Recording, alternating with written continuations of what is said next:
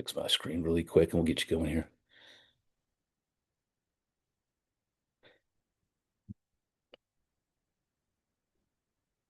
All right. So again, I'm diving into some topics that we see, or maybe we get a little bit more questions about. So we'll go a little bit science driven, and then maybe how you can utilize, or if you use fasting. But there's certain situations that we may or may not. But we'll talk about hunger regulation, really eating for performance. What does that look like? Not just appetite, because we're going to talk about the appetite response as well.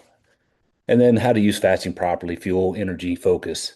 Because sometimes what we will feel if we're not fueled properly is some response of being lethargic and things of that nature. But that really depends on the person because there's a lot of things that can cause those components to come about. So with that said, I'll go ahead and get into the topic here.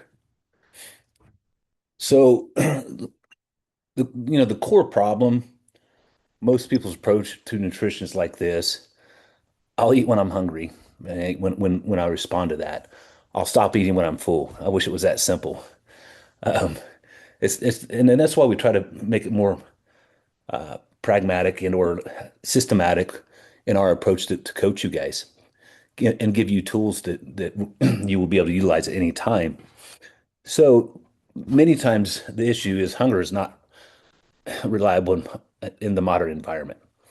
Why? Well, if we're exposed to processed foods, that's always going to override our cues and signals for a multitude of reasons. I think I talked last week about nutritional density, and with nutritional density is it can help really regulate some of these responses. But most of us will have in some format or some type of exposure to processed foods. It's almost not all the time, but almost impossible to keep a lot of that out of your environment. It's gonna, and then also stress alters hormones. Diet's going to disrupt feedback loops, and we see this more with heavy restrictions. So if you rely on hunger only, you will eventually lose control of the nutritional component. Again, we get some of those questions coming in, and many times if somebody pushes really heavy restriction, we'll see a cycle of overconsumption. So with that said, I'm going to jump into more of like hunger versus appetite versus cravings, just to give you a big picture overview of this. Hunger is biological. Body needs energy, right? Gradual and consistent to operate. Appetite is physiological, desire to eat, influenced by environment and habits.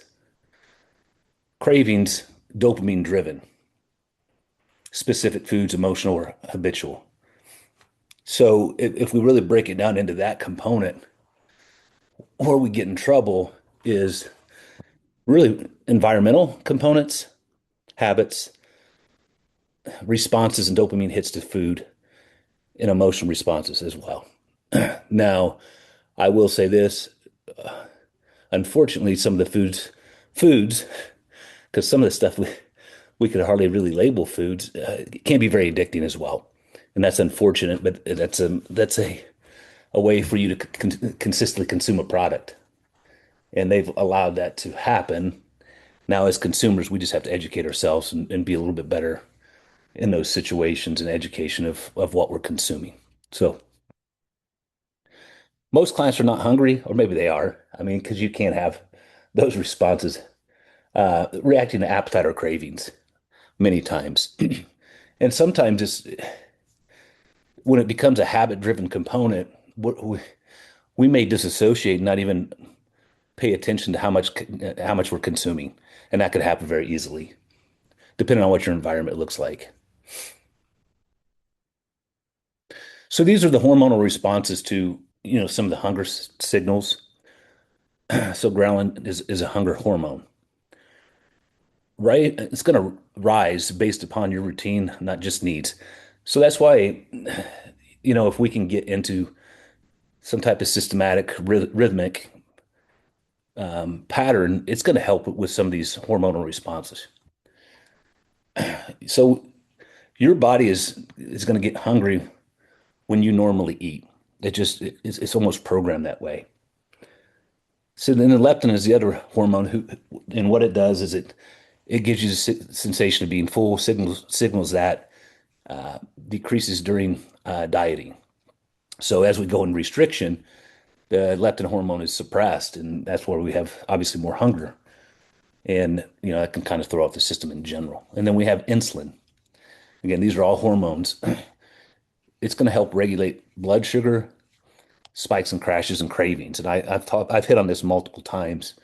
And all these components or all these hormones, and then cortisol I'll jump into, all these hormones can impact how you feel, how you respond. So they work off one another depending on what your environment is. And then we talk about cortisol, stress hormone. It can increase or suppress hunger. So it can go either way. So I'll give you an example. Erin just went through this episode of subluxation of her rib, and she had extreme pain. And many times, if we're in extreme pain, our cortisol is gonna spike, and it's a stressor on the body, obviously. And her appetite really got suppressed, and she started losing weight. And it was not only just general weight, but it was also lean tissue, because a lot of times that will happen when we have high cortisol responses. And then cortisol can drive emotional eating patterns as well in individuals. It's a way for them to a coping mechanism, I would say.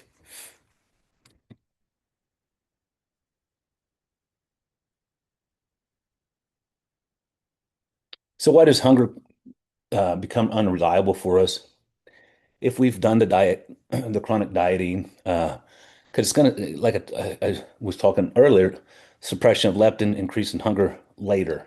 So when you start messing with those hormones and you throw those hormones off, it's harder to get stability.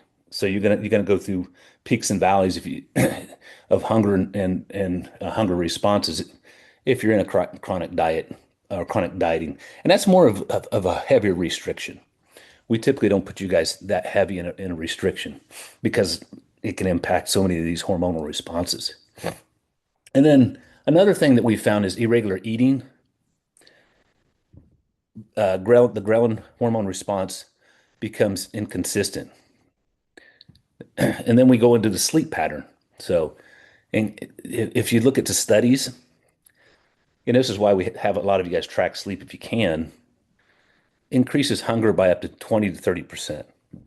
So again, we're trying to get more of a homeostasis for you guys to make this an easier process. And then when they look at the processed foods, it's going to bypass that hormonal response, the signal of being satisfied, and that's where we can get in trouble of overeating. And then if it's very heavy calorie based, and we'll just double it down basically. So your hunger signals are trained; they're not fixed. So depending on what we're doing and what environment we're creating.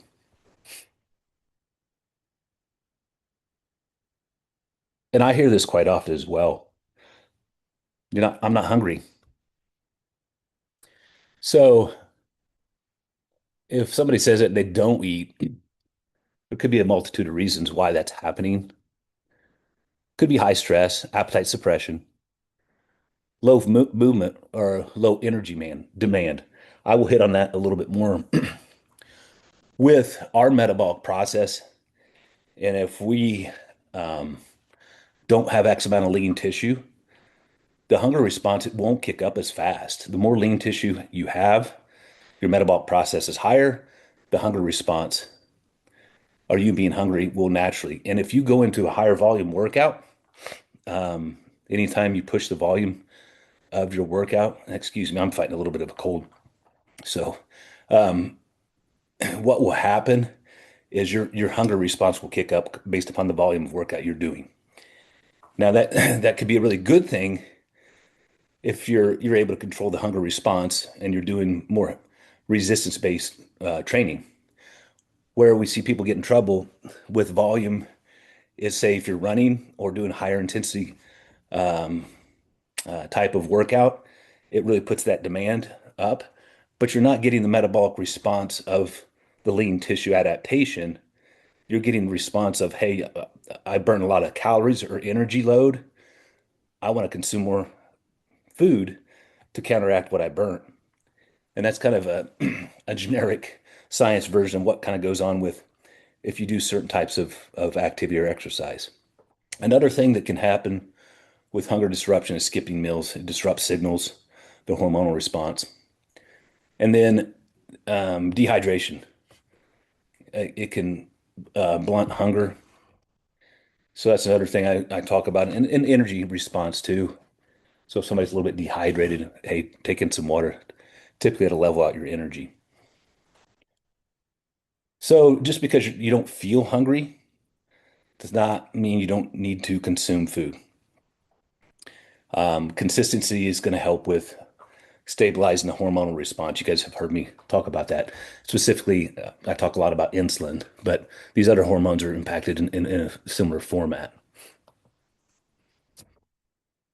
So here's some strategies and ideas of what to do when you don't feel like you're hungry.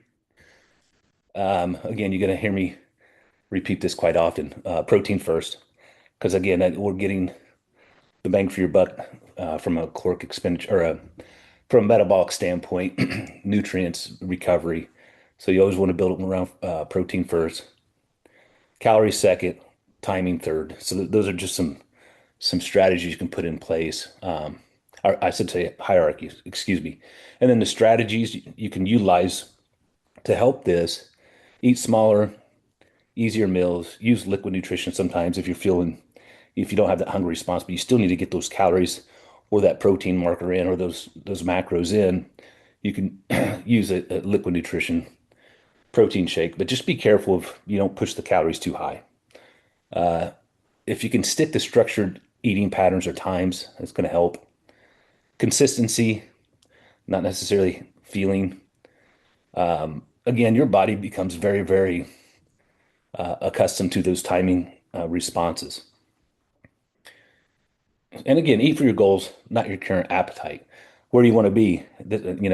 So what do you need to do currently to get from point A to point B? I know it sounds so simple. So eating for goals versus appetite, it's kind of a mindset shift. So appetite is driven eating pattern. So if you're inconsistent, emotionally based, leads to under eating or overeating or a cycle like that. So goal driven structured eating, you have a structured plan, you stay on task, you stay in within calorie ranges with macro ranges. It's going to be intentional, supports body composition and performance. So that's going to be, obviously a win-win-win. And then I think I've touched on this a couple different times, and helps not only with insulin, just like I said, the other hormone responses, leptin and ghrelin as well. Every, 3 to 5 hour spacing with your consumption. Again, the muscle protein synthesis that's a good window of time to make sure you get more protein in, and then prevents energy crashes so you don't have those peaks and valleys, and then controls hunger spikes. Again, it's going to control those hunger hormone responses so you can tolerate it better. And this is just a general example. You obviously breakfast, lunch, dinner, you kind of space those out, however that works within your schedule. Optional snack, because again, some people still have the snack as an option within their programs. The body is always going to perform at its best with a predictable fuel source and a predictable timing pattern if you can stay on it for the most part. I think that's where we get so many people get off track is when we go into the weekends and we get off structure. And we get off structure, our eating patterns are off. We throw that off, timing's off. So it kind of messes up the whole system. And then many times what happens is we go off the eating plan and or overconsume. So if you see that from that standpoint, it makes a lot of sense. But obviously, you may have other days where it's very hectic and time crunch where it's going to disrupt your pattern as well. And that's why planning or having something available as far as meal prep is always going to be a lifesaver in those situations. Now I'm going to jump over into the fasting component and hit on a couple concepts and things with fasting. So, fasting is not a fat loss hack, a metabolism booster. It's just not. There's some things that it can do. What it is truly is a time restricted eating pattern. So many times, what we've seen with fasting is when a person actually does fasting, they may actually just all they're doing is reducing the time and their calorie load. So how many calories they're consuming. Fat loss is always going to come from calorie deficit, not fasting itself. So that's what we see happen when somebody goes into a fasting state. They're just reducing the amount of calories they're used to consuming more than anything. So there are some benefits.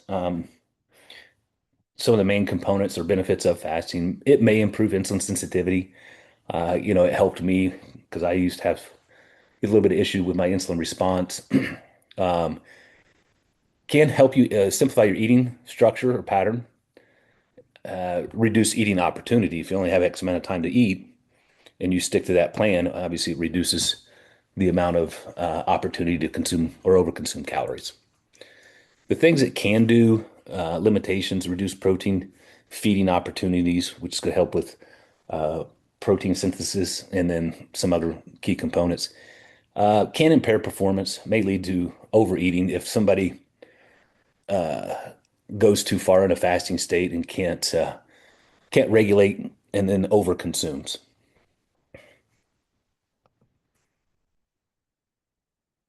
So when we look at fasting and performance, again, in a fasting state, you're going to have lower glycogen, lower energy sources for just for your day-to-day activities, reduced output, lower training intensity.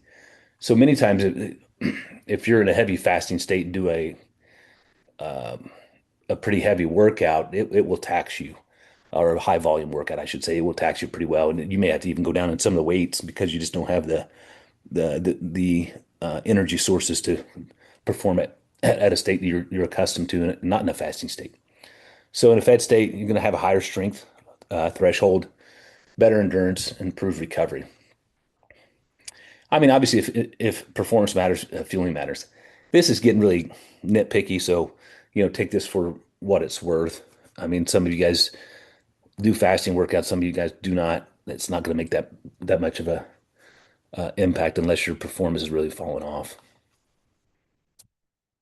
I mean, when fasting can work, if you're obviously busy professional who prefers fewer meals, those who struggle with late night eating because you have to put that cap at the end of the day that you're going to cut off consumption.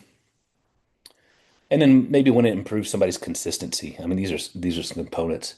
And I'll go off script here just a little bit because for females, I think longer fasting is actually more disruptive to hormonal response. It puts more stress in the body, more stress on thyroid in comparison to males. So males can play around with the 24, 48-hour fast. I wouldn't recommend too many females doing it unless they're really at ideal percentage of body fat. Otherwise, it's gonna cause more stress response than we need. So again, here's when some of the situations when it backfires.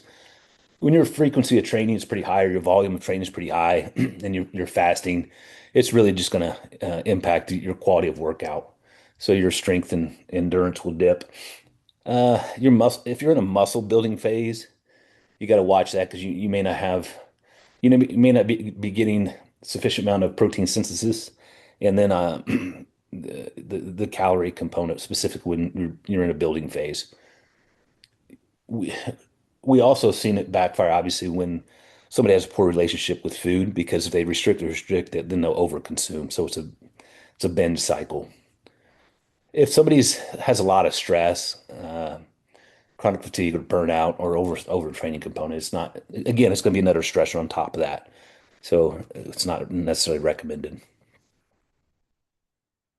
When we think about metabolism or fueling metabolism, metabolism is not speed, it's total energy output.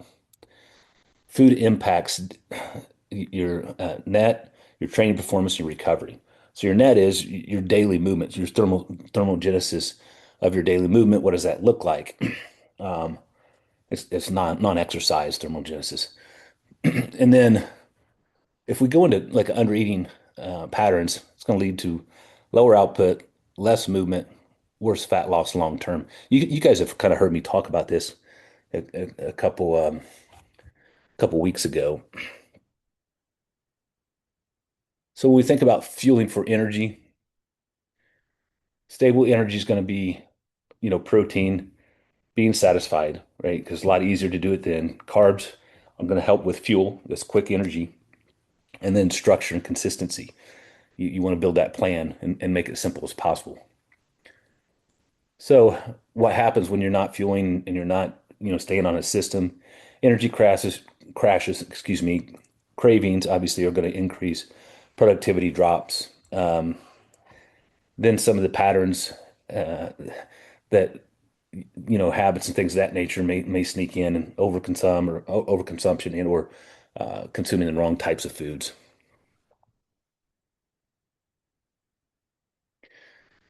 Here's some things that happen when fueling for focus.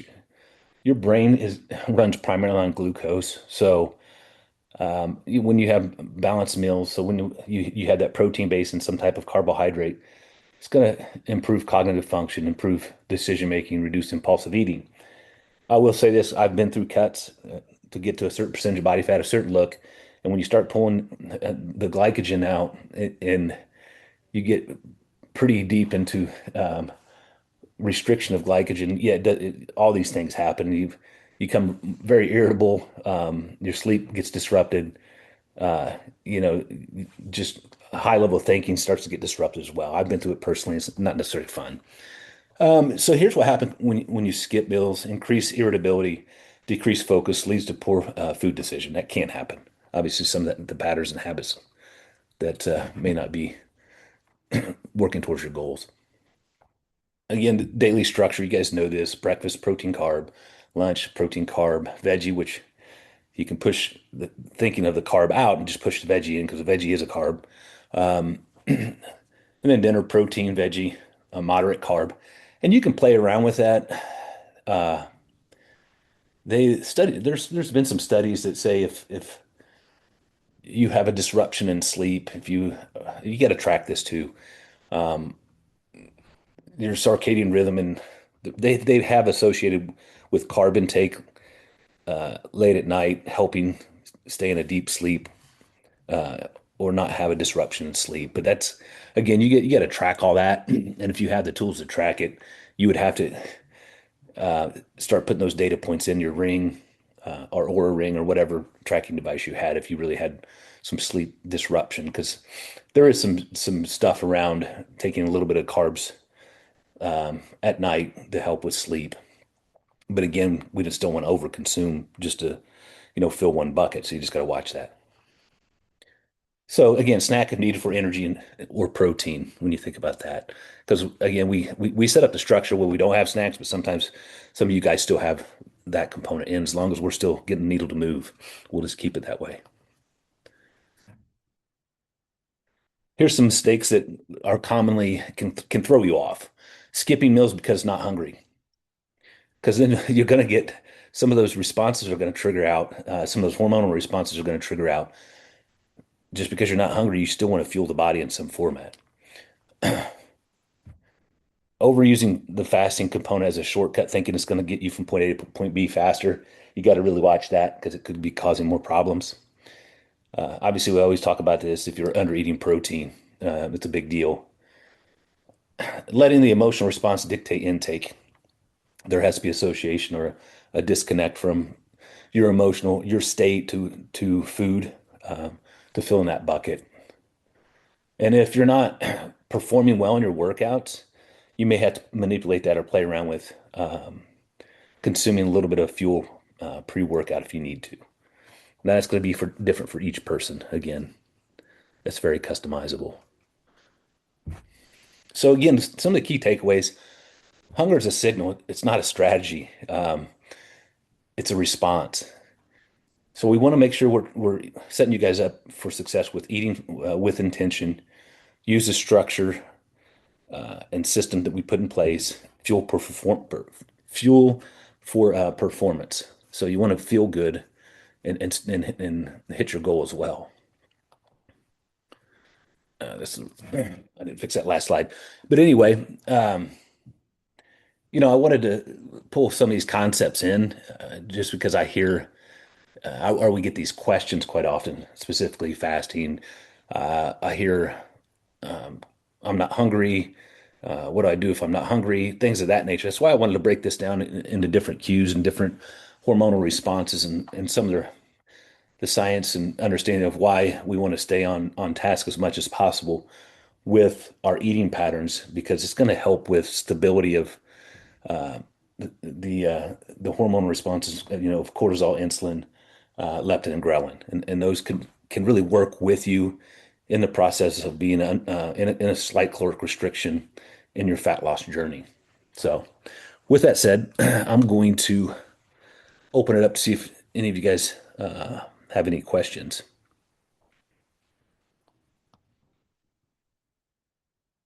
Oops, stop share.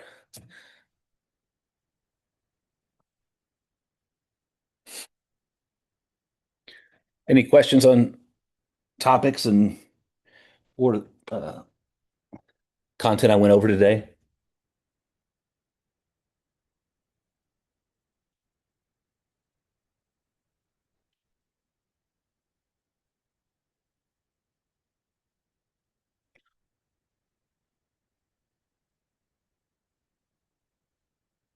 You got to find the unmute button.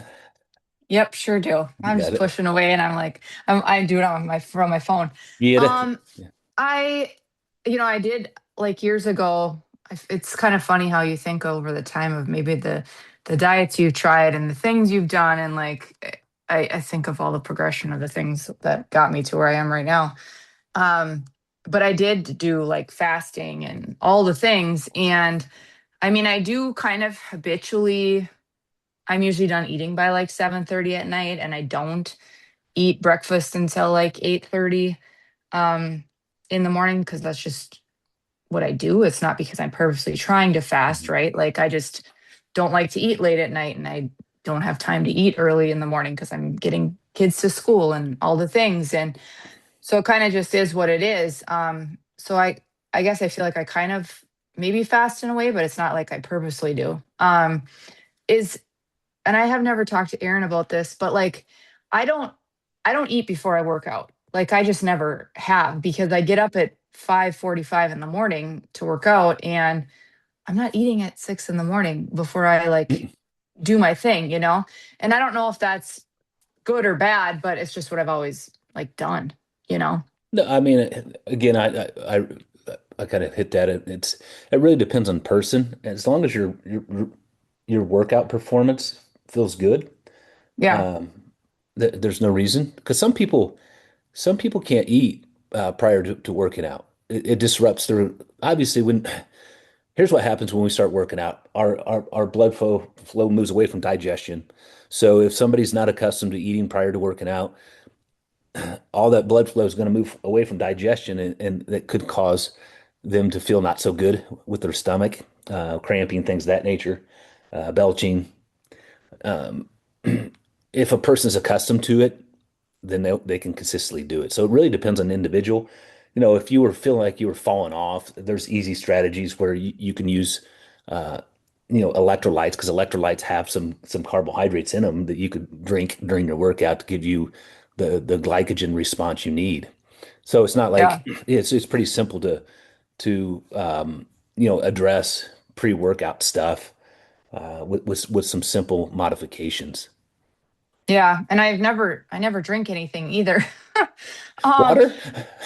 no, I just go downstairs and do my thing. No water consumption during your workout? No, I don't. I think because in the past I would get like side aches or things like that, Mm. so I just never did. But I think my electrolytes that I ordered are coming today that Aaron suggested LMNT or something. I don't know. Yeah. Um, so I'll be starting those, but okay. Do you drink you drink coffee Yeah, I have a latte every morning. Um, before your but workout? no, it's after I eat breakfast I usually. got you. Yep. So hey, it's whatever works. Um, and if it works for you and you feel like you're getting a good workout in, do that. You can sip on water. I wouldn't be able to make it to a workout without water, but I mean that's from person to person. Now, obviously, if you consume too much water, yes, you can have a side stitch or whatever. This based it really depends on what type of workout you're doing. Yeah, And then if we jump back to your natural fasting, that is a natural way to do your fasting. Okay. And that's probably better a better way for you as a like females. That's going to be a better way because it keeps you in that window of time where we won't push out a 16 hour. If we keep you in that 12 to 14 hour, it's probably it puts less stress in the body. sure. So and that's an easy way to get a fast in and let your digestive system kind of do what it needs to do and clear itself out. So it's not a bad thing. It becomes a fasting becomes an issue when they take it to the extreme or they think they're going to get a specific end result based upon doing fasting. Yeah. Like I have a friend that'll not, some days she won't eat till like noon. And I think to myself, oh, I feel like I'd be crabby if I didn't eat till noon. Like I'd be hungry, you know? I'd probably be feeling lightheaded because my glucose level's too low or Yeah, I mean, something, you know? I don't know. again, it depends on the person. If she's trained her body to respond that way, it may be okay, but that puts a significant amount of stress on some of those hormonal responses. So, right or wrong, that's just what it does. Yeah, for sure. Yeah, Okay. I was doing the intermittent fasting up until a few months ago. Probably like 3, 4 months ago. I mean, I wouldn't eat until sometimes 1 or 2 in the afternoon. Ooh, And I'd be done eating by 8 o'clock at night. So yeah, I mean, yeah, I wasn't that's pushing it pretty hard. well, but I had trained my body had gotten Yeah, so used to it, I would yeah, just have my coffee and that's the only thing. yeah, And yeah. it would that would get me by. And then sometimes I forget to eat because I'm so busy at work. And then all of a sudden it's like, oh crap, it's 1 o'clock. But in terms of, so now it was hard for me to eat breakfast because I've been doing that intermittent fasting so long. So I'm eating breakfast now, but I don't eat it until 8:30 at the earliest. Sometimes it's 9:30. Yeah, you're still in that window. Okay. That's Yeah, probably because I'm usually done eating by 7:30, 8 o'clock. Yeah. yeah, that's a better window. Night. I mean, one reason you trained your body to get through is caffeine is a great appetite suppressant. Yeah. But it's not necessarily good for your insulin response or setting your body up for fat loss. Those are the two. Well, apparently it wasn't because that's when I was gaining. Yeah. Well, I mean, typically what we see is your insulin, you're messing with your insulin, you don't realize it. And then when you do consume, it's like, hey, I'm going to store it. It really sets your body up for storage instead of burning. And that probably is what was going on because I felt like I felt like when I first started doing it, it was okay. And maybe I was losing a little, and then I started, yeah, just gaining weight really quickly. So Yeah. it's And it's interesting when because we have all different types of individuals and a lot of men and women I see do that. They have a heavy restriction and getting the concept, hey, it's okay to eat, it can be a challenge sometimes. So we need a fuel to actually stabilize everything to set you up for success. But obviously, interesting. we have to stay inside the parameters of caloric restriction. Obviously, Right, we're, right. we're Which just I trying. was eating a lot less because I was only eating 2 meals a day. So I don't feel like I'm restricted on my calories now because I feel like I'm eating more than I was before. I got you. Yeah, you spread it out a little bit. Yeah. Yeah, so it's actually, when I first started tracking, I'm like, well, this isn't very different than what I was eating before. It's probably more. And, she's like, do you have any headaches or anything? I'm like, no, I'm not hungry at all. So I guess I was so used to being in a major deficit. Yeah, our bodies are quite interesting. We can. we can do you know do a lot of things and obviously patterns and set ourselves up. But again, it may not be a long-term strategy for success with the goals you want. Well, awesome. Um, any other off-topic questions, nutrition-wise?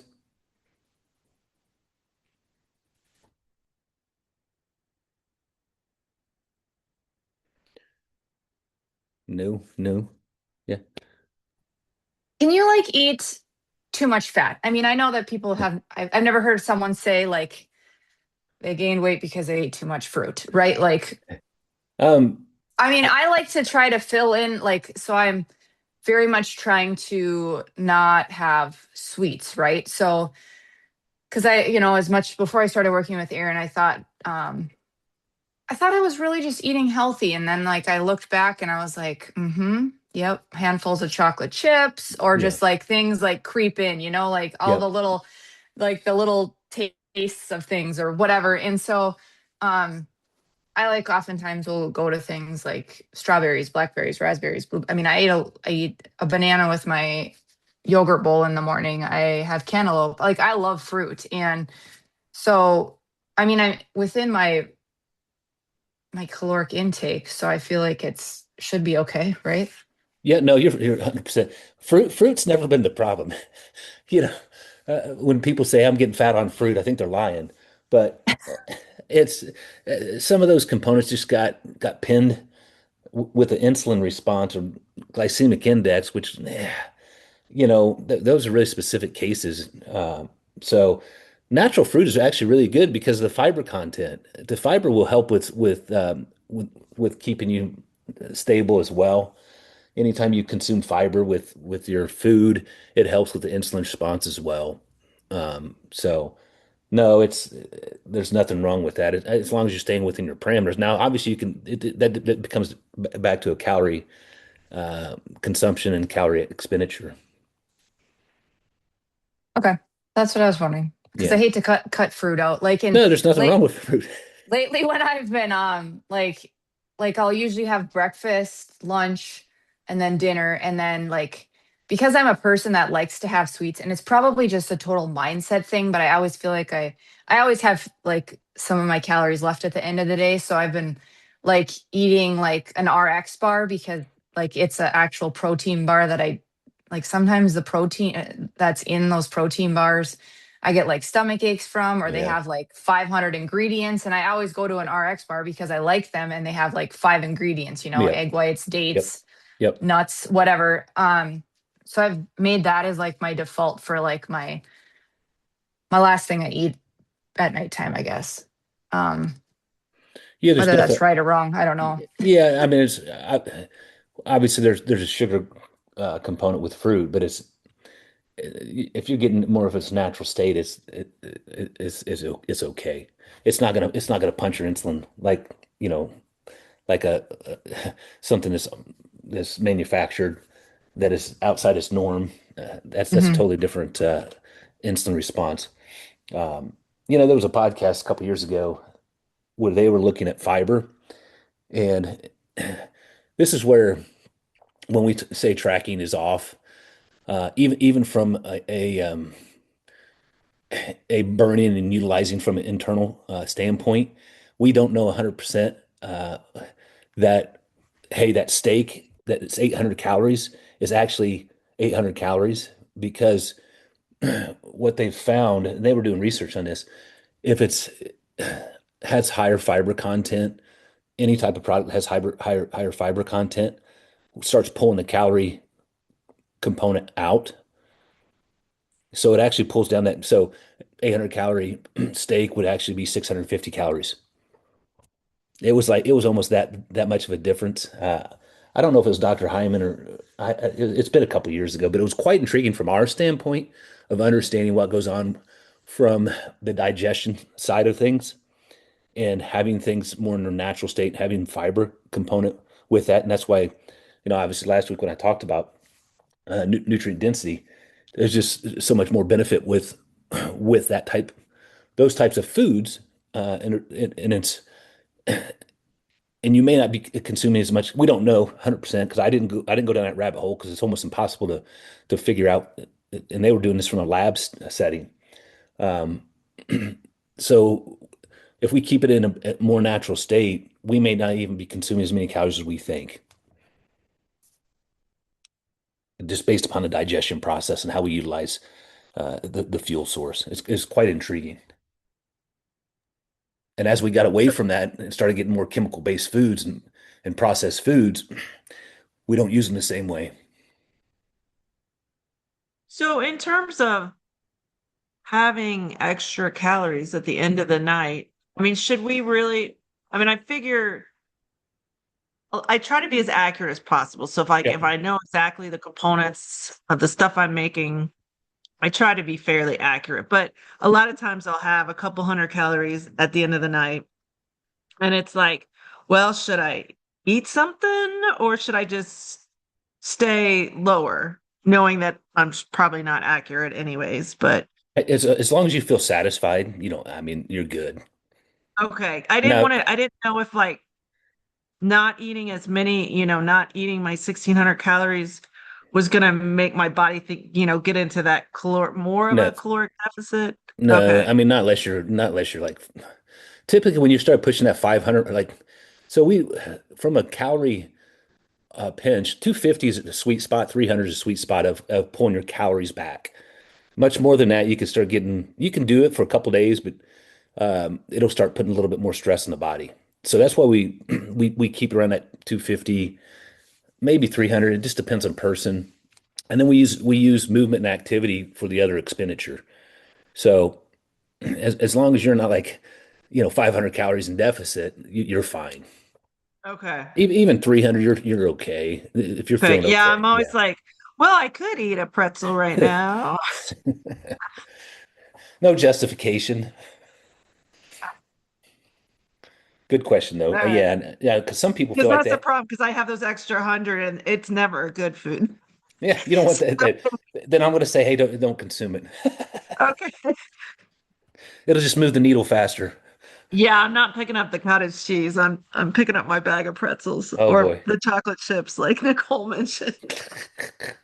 We'll get you some more I fruit. used to make a snack bowl of pretzels, chocolate chips, and nuts. That would be my snack every night. It probably was Oof. not good. Yeah, you can spike your insulin a little bit. Yeah.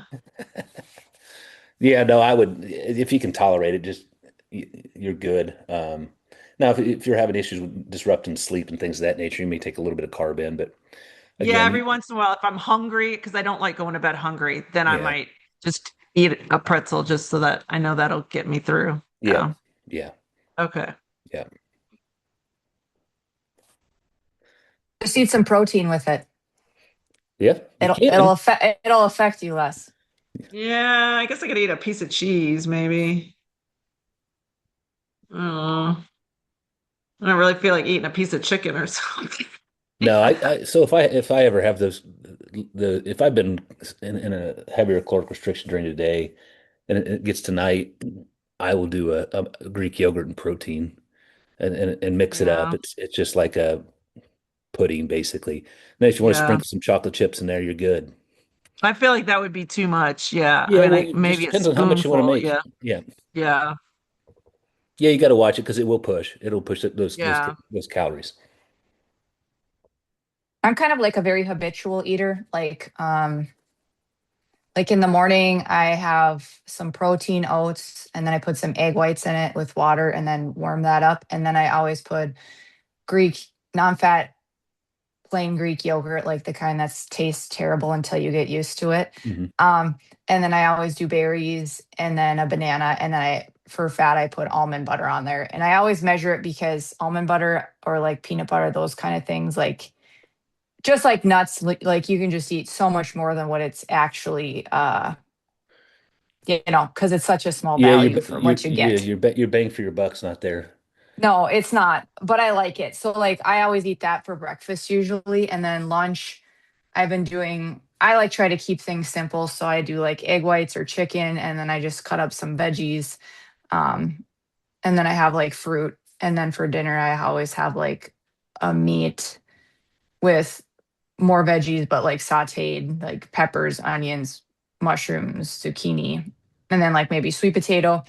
And then usually like my RX bar. Like I'm That's your probably dessert. like Yeah. I'm probably like super boring. Or I'll do a yogurt bowl at night. I'll have more Greek yogurt and berries if I want that. But I don't know. I'm not maybe because my husband isn't like this. He's kind of a picky eater and doesn't like recipes with stuff mixed together. Like I've never been like one of those wife slash moms that makes like all these intense recipes. Like I feel like as complicated as we get is like lasagna. Yeah. Like that is about as surface level as it gets.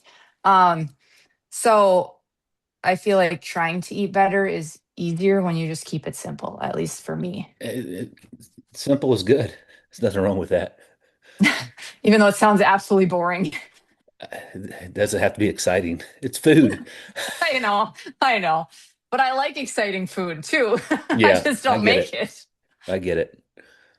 No, I mean that's we're pretty similar. I mean, but Erin does sometimes. She likes to cook sometimes, and when she has a little bit more time. But most of the time we're pretty. Is that a thing? Is that a thing? A little bit more time? Yeah, well, not Do really. we have a little bit more time? Yeah, when she makes time, I guess. I mean, for my life, I don't know when there's a little bit more time. Yeah, so I mean, we ours is pretty simple as well.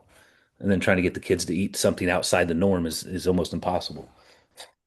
Yep, I get that. I have a 10-year-old who could live off of Parmesan and noodles. Yeah, Hmm. gotta get that protein in.